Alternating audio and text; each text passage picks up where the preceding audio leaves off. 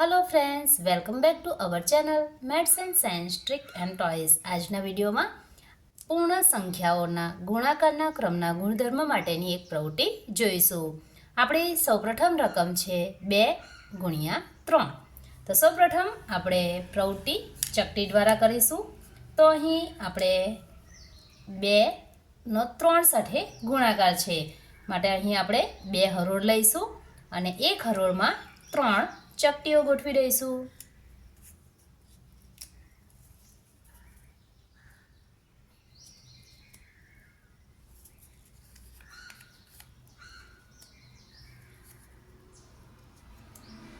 તો અહીં આપણને આ જે જવાબ છે એ મળે છે 2 × 3 1 2 3 4 5 6 માટે જવાબ મળશે 6।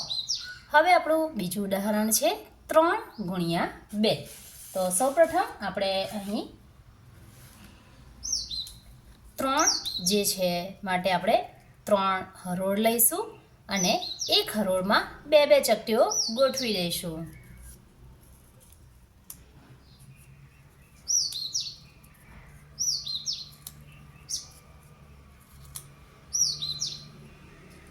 તો હવે આપણે ગણતરી કરીશું 1 2 3 4 5 અને 6 માટે અહીં પણ આપણને જવાબ મળે છે 6। અહીં આપણે જોઈ શકીએ છીએ બંને જવાબ સમાન આવે છે।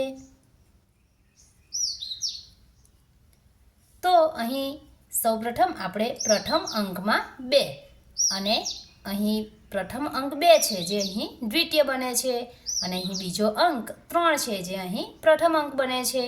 અહીં આપણે ક્રમની અદલા બદલી કરી છે અને એનો ગુણાકાર કર્યો છે તો આપણે જોઈ શકીએ છીએ કે અહીં આપણને જવાબ સરખા મળે છે। અહીં આપણે કોઈ પણ ઉદાહરણ લઈને આ પ્રવૃત્તિ કરીશું તો દરેકમાં જવાબ સમાન જ મળે છે માટે આપણે આ ઉદાહરણ માટે કહી શકીએ 2 × 3 બરાબર 6 બરાબર 3 × 2।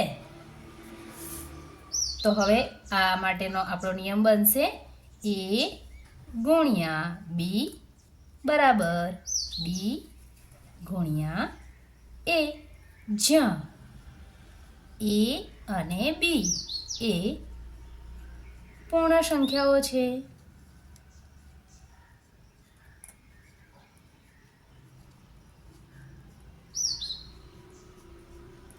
તો અહીં આપણે જોઈ શકીએ છીએ કે જ્યારે આપણે ગુણાકાર કોઈ પણ ક્રમમાં કરીશું તો જવાબ આપણને સમાન મળે છે માટે પૂર્ણ સંખ્યાના ગુણાકારમાં ક્રમના ગુણધર્મનું પાલન થાય છે।